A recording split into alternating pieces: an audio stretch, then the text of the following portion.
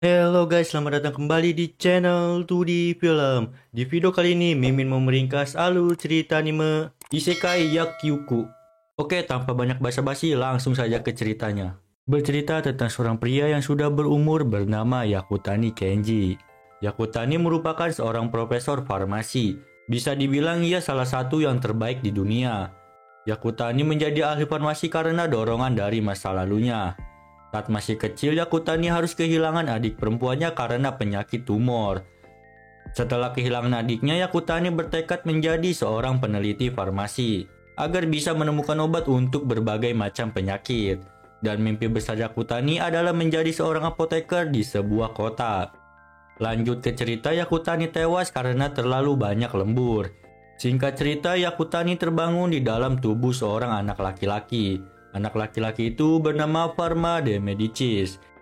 Sebelum tubuhnya diambil alih oleh Yakutani, Pharma tersambar petir dan ia pun tak sadarkan diri. Di sini Yakutani tak tahu apapun mengenai dunia barunya dan juga ia tidak memiliki ingatannya Pharma. Pelayan Pharma pun memperkenalkan dirinya. Ia bernama Charlotte. Kita panggil saja dia Lotte. Singkat cerita, Lotte kaget karena di tubuh Pharma ada tanda suci milik dewa farmasi. Di sini Pharma tidak terlalu kaget karena ia tahu betul kenapa ia memiliki tanda tersebut, yaitu akibat tersambar petir. Namun berbeda dengan Lotte, Lotte mempercayai itu berasal dari dewa farmasi. Setelah itu, Pharma meminta Lotte untuk menceritakan tentang dirinya dan keluarganya. Lotte menjelaskan ke Pharma bahwa Pharma adalah anak dari seorang apoteker istana. Dan ayahnya bergelar Arkduk, yang intinya ayahnya Pharma sangat luar biasa. Ayahnya Pharma bernama Bruno de Medicis. Dan Pharma memiliki seorang ibu bernama Beatrix de Medicis. Dan juga seorang adik bernama Blanche de Medicis. Pharma juga memiliki seorang kakak yang bernama Pale de Medicis. Namun kakaknya sedang berada di Universitas Farmasi Novart, universitas paling terkenal di dunia. Lotte juga menjelaskan tentang teknik ajaib. Teknik ajaib merupakan teknik turunan para dewa. Bisa dibilang sihir, dan Pharma bisa melakukan teknik ajaib tersebut, berupa teknik ajaib berelemenkan air. Namun Pharma yang sekarang tidak tahu cara menggunakannya. Setelah kuliah singkat itu, Pharma mencoba menggunakan sihir dengan membayangkan molekul apa saja yang ada di dalam air. Ia pun berhasil menggunakan sihir air, dan tanda di lengannya pun menyala-nyala. Setelah itu, Pharma mulai bereksperimen. Ternyata Pharma memiliki kekuatan yang sangat hebat, bisa menciptakan material apapun asalkan ia tahu zat apa saja yang terkandung di dalamnya. Pharma bisa menciptakan sesuatu dengan tangan kirinya dan melenyapkan sesuatu dengan tangan kanannya. Singkat cerita, Pharma dan keluarganya makan malam bersama. Di sini ayahnya memintanya untuk belajar bersama Eleonora Bonnefoy, yang bukan lain adalah gurunya. Keesokannya Pharma belajar bersama Ellen. Di sini Ellen curiga dengan sikap Pharma. Namun Pharma berhasil meluruskan hal itu ke Ellen. Pharma pun mulai belajar sihir dari gurunya. Intinya setiap bangsawan bisa menggunakan sihir, dan setiap bangsawan memiliki penjaga dewanya sendiri. Selain itu juga ada sihir unik. Sihir unik tidak berpatok pada suatu elemen. Dan sihir unik sudah berabad-abad tidak muncul. Bisa dibilang sebuah legenda. Setelah penjelasan dasar tersebut, Ellen dan Pharma langsung praktek sihir. Di sini Ellen mencontohkan sihir air. Setelah itu Pharma pun melakukan sihir air. Namun sihir yang dikeluarkan Pharma jauh lebih besar dari apa yang dicontohkan oleh Ellen. Ellen pun kaget, kenapa Pharma bisa mengeluarkan sihir sebesar itu tanpa merapalkan sebuah mantra. Dan juga sihir itu terlalu besar untuk Pharma. Ellen pun langsung mengecek kekuatan sihir Pharma. Alat untuk mengecek sihir pun rusak oleh Pharma. Ellen pun mulai panik dan takut ke Pharma. Selain itu juga Ellen kaget melihat tanda di lengannya Pharma. Tanda itu merupakan tanda suci dewa farmasi. Setelah melihat tanda itu, Ellen meminta agar Pharma merahasiakan tanda itu. Pembelajaran pun selesai. Mereka berdua pun beristirahat. Di sini tiba-tiba saja Pharma menemukan kekuatan barunya. Kekuatan baru Pharma yaitu bisa melihat bagian tubuh seseorang yang sedang mengalami luka. Mungkin seperti mendiagnosa. Udah kayak dukun nih si Pharma. Pharma pun menjelaskan kemampuannya ke Ellen. Ellen langsung ketakutan karena kemampuan Pharma sudah seperti seorang dewa. Selain itu juga Pharma tidak memiliki bayangan. Ellen pun lari ketakutan. Singkat cerita, keesokannya Ellen tidak bisa mengajar karena sakit. Pharma pun diperintahkan oleh ayahnya untuk mengantar obat ke Ellen.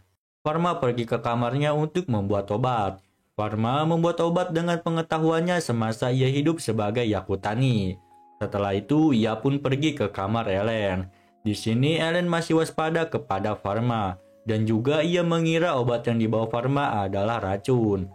Namun Pharma berhasil meyakinkan Ellen. Di sini juga Ellen malah memperlakukan Pharma layaknya seorang dewa. Setelah melihat sikap Ellen, Pharma langsung meyakinkan Ellen bahwa dirinya adalah manusia.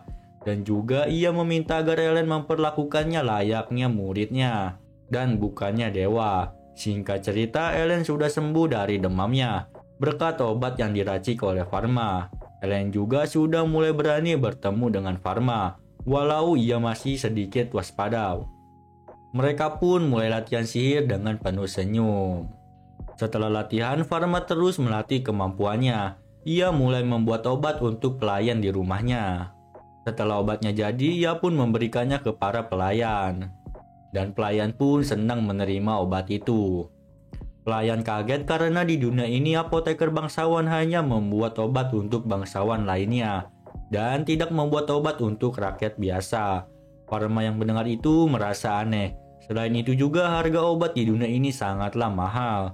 Dan kebanyakan rakyat biasa tidak mampu membelinya.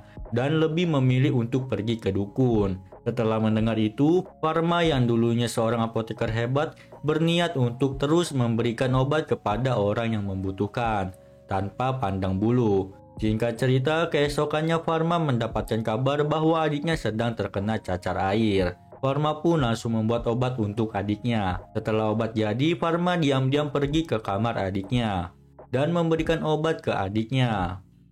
Setelah itu, Pharma pun menemani adiknya. Mereka berdua terlihat sangat dekat. Di sini juga adiknya Pharma merasa ada yang berubah dari kakaknya. Namun perubahan itu ke arah yang lebih baik. Singkat cerita, adiknya Pharma sudah sembuh dari cacarnya. Dan sore harinya, Pharma mendapat panggilan dari ayahnya. Ayahnya Pharma memintanya untuk ikut bersamanya pergi ke istana. Karena ia mendapat panggilan darurat dari sang ratu. Mereka berdua pun akhirnya pergi ke istana, dan di sana sangat ramai oleh para apoteker. Ayahnya Pharma mulai memeriksa ratu. Hasil pemeriksaan itu sangat buruk. Ratu hanya tinggal menunggu ajalnya datang. Semua orang sudah pasrah, bahkan sudah mempersiapkan pemakaman untuk sang ratu. Pharma yang melihat situasi itu teringat akan masa lalunya. Ketika semua orang sudah pasrah mengobati adiknya, hingga adiknya harus meninggal. Hati kecil Pharma pun tergerak untuk menyelamatkan sang ratu. Di sini Pharma sudah mulai melakukan diagnosanya. Setelah diagnosa selesai, ia pun memikirkan obat apa yang cocok untuk sang ratu. Namun tiba-tiba saja Pharma ragu lagi, karena jika ia gagal akan menjadi masalah besar. Di tengah keraguan itu, anak-anaknya ratu datang sambil menangis. Suasana semakin sedih. Pharma pun menghalakan nafasnya dan pergi menuju sang ratu. Pharma meminta izin untuk menyembuhkannya dan juga memberitahu bahwa ia mempunyai obat untuk penyakitnya. Semua orang terkejut. Ayahnya Pharma berusaha menghentikan Pharma, namun sang ratu menghentikan ayahnya Pharma. Ratu tahu bahwa semua orang sudah pasrah untuk menyembuhkannya, dan yang masih berjuang untuk menyembuhkannya hanyalah Pharma. Ratu pun memberi izin ke Pharma untuk menyembuhkannya. Pharma langsung pergi ke sebuah ruangan untuk membuat obat. Di sini ayahnya Pharma ingin menghentikan Pharma, namun Pharma menutup pintu dengan sihir esnya. Di tengah pembuatan obat, ayahnya Pharma berhasil membobol pintu. Mereka pun mulai berdebat hebat, dan di sini ayahnya Pharma mulai curiga tentang identitas sebenarnya Pharma. Ayahnya Pharma pun menanyakan identitasnya, namun Pharma hanya diam. Suasana mulai tenang setelah ayahnya Pharma melihat catatannya Pharma. Dan di sini juga ayahnya Pharma melihat simbol suci dewa farmasi di lengannya Pharma. Farma menjelaskan semua pengetahuannya itu ia dapat setelah tersambar petir. Ayahnya Farma pun mulai mempercayai Farma. Setelah mendapat kepercayaan ayahnya, Farma pun melanjutkan pembuatan obatnya. Singkat cerita, setelah obatnya jadi, Farma langsung menuju ke kamarnya sang ratu. Di sana, Farma menjelaskan penyakit ratu ke semua orang. Semua orang pun kaget dengan penyebab penyakitnya. Setelah mendengar penjelasan Farma, Yang Mulia pun menerima obat dari Farma dan juga bersedia dirawat oleh Farma selama 6 bulan ke depan. Singkat cerita, setelah pengobatan itu, ayahnya Farma masih menyimpan curiga ke Farma. Dan ayahnya Farma juga menganggap Farma sebagai utusan dewa pelindung dan menganggap dirinya lebih rendah dari Farma. Namun Farma meyakinkan ayahnya bahwa ia masih harus banyak belajar dan juga meminta bimbingan dari ayahnya. Mendengar hal itu, ayahnya Farma menghelakan nafasnya sambil tersenyum. Ayahnya Farma sudah tidak peduli lagi dengan perubahan sifat Farma. Mau bagaimanapun, Farma tetaplah anaknya. 3 bulan pun berlalu. Farma dan ayahnya saling berbagi pengetahuan. Setelah itu, mereka pun pergi ke istana untuk melakukan pengobatan rutin sang ratu. Di sana, Farma bertemu dengan anaknya ratu yang bernama Noah. Noah menemui Farma untuk menanyakan hadiah apa yang ia inginkan atas jasanya yang telah menyembuhkan ibunya. Farma di sini tidak menginginkan apapun, tapi ia mempunyai sebuah mimpi untuk membuka sebuah apotek, di mana apotek itu menyediakan obat yang aman dan murah untuk semua orang, tanpa memandang status. Setelah menceritakan mimpinya itu, Farma langsung menemui ratu. Kondisi ratu sudah jauh membaik. Nah, gini kan enak dilihatnya.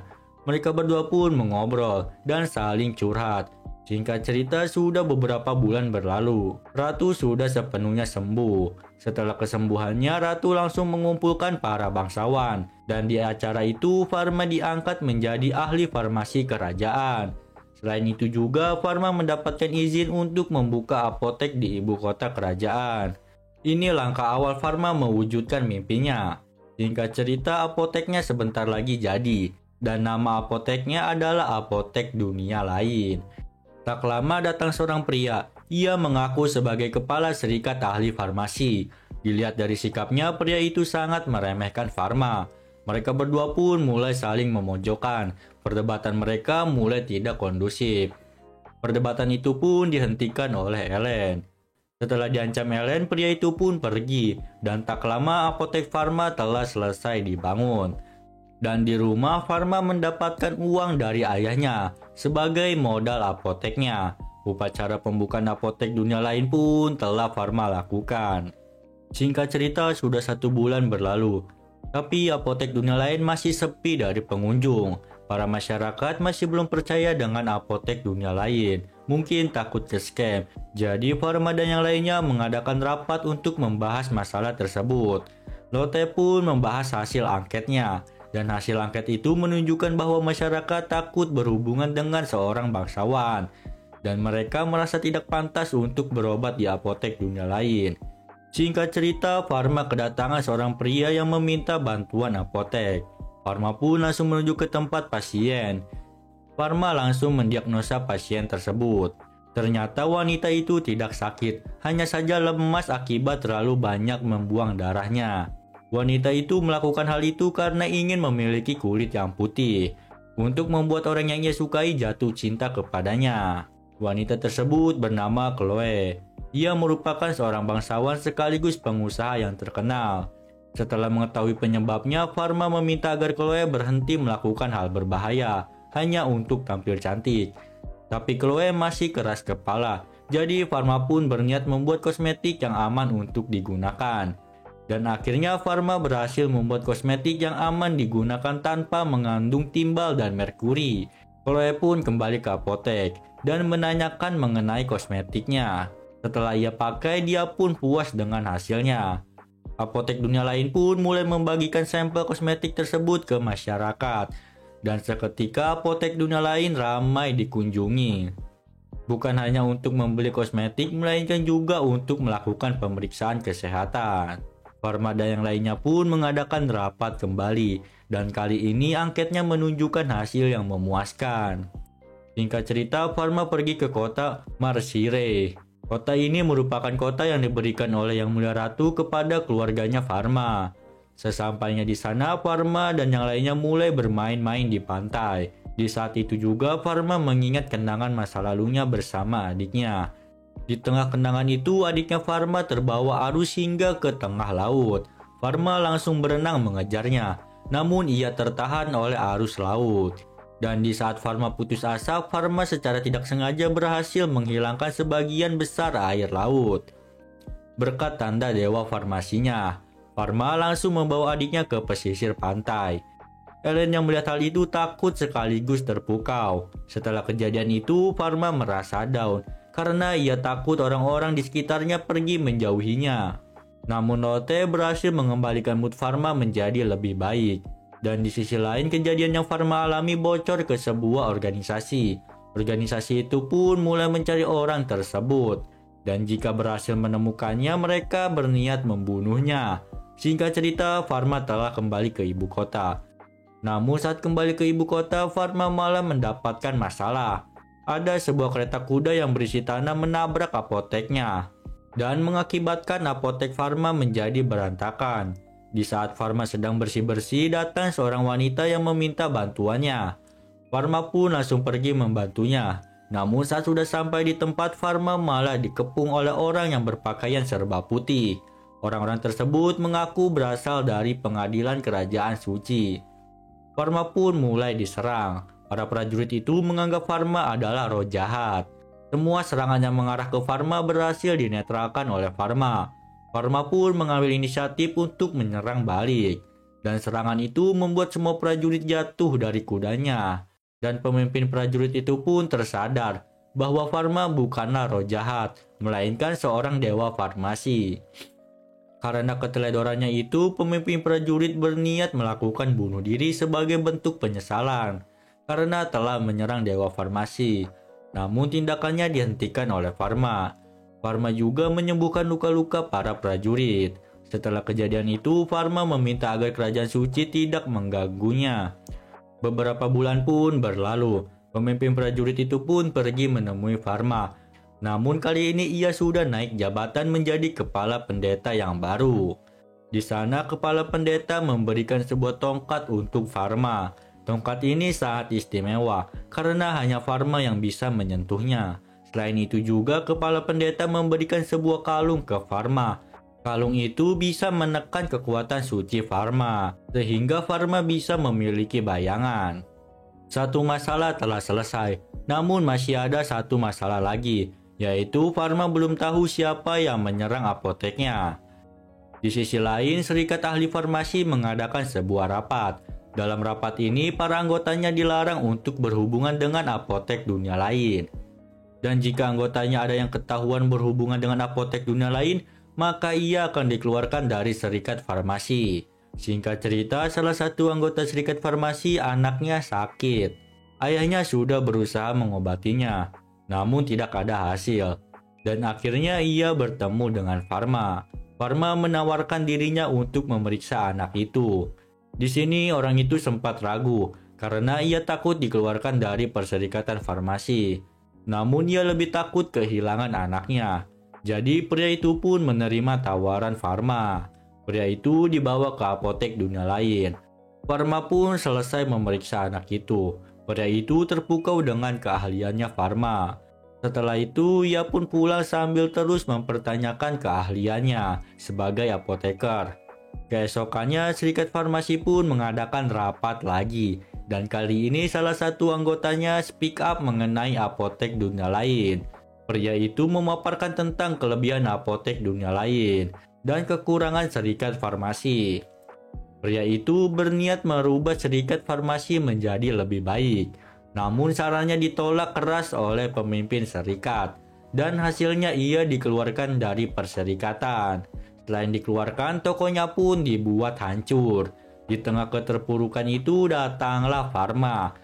Farma menawarkan untuk bergabung ke Perserikatan Peracikan Obat, yaitu perserikatan yang dipimpin oleh Farma. Pria itu pun setuju dan kehidupannya pun berubah total. Singkat cerita, ayahnya Farma mendapatkan surat dari anak pertamanya Isinya memberitahu bahwa sedang ada wabah penyakit di luar pulau. Untuk itu, kakaknya Farma meminta agar semuanya tetap waspada. Dan terlebih lagi, sebentar lagi akan diadakan pekan raya. Semua orang dari luar ibu kota akan berkunjung ke wilayah Marsire. Tak lama, Farma mendapatkan sketsa bakteri dari wabah itu. Dan ternyata itu adalah wabah pes. Wabah ini sangat berbahaya dan pernah membuat setengah warga Eropa meninggal. Itu adalah mimpi buruk sejarah manusia. Dan jika wabah ini masuk ke ibu kota, maka sudah dipastikan kekaisaran akan tamat. Itulah yang dikatakan oleh ayahnya Farma. Namun Farma sudah memiliki cara untuk menyembuhkan penyakit itu. Farma dan ayahnya pun langsung melaporkan hal itu ke Ratu. Ratu pun dengan cepat melakukan tindakan. Setelah melakukan pencegahan di ibu kota, Farma pun pergi ke kota Marsire. Setelah sampai, Farma dan Ellen langsung melakukan pemeriksaan di setiap kapal. Masalah belum berhenti di situ. Wabah pes sudah masuk di salah satu desa. Farma langsung pergi ke desa itu sendirian. Ia pergi dengan tongkat terbangnya. Sesampainya di sana, Farma melihat ada warga yang akan pergi. Farma langsung menghadangnya dan memintanya untuk kembali ke desa. Para warga itu pun tidak mendengarkan Farma dan juga berniat untuk menyerangnya. Jadi Farma menggunakan sihirnya untuk menutupi seluruh desa. Setelah melihat kekuatan Farma, para warga pun mulai mendengarkan ucapan Farma. Farma dan warga desa mulai melakukan pencegahan dan pengobatan. Farma mulai mengobati orang-orang di desa itu. Ia pun bekerja hingga larut malam. Setelah itu, Farma dan yang lainnya berhasil menangkap orang yang menyelundupkan barang mencurigakan. Namun sebagian barang itu berhasil lolos.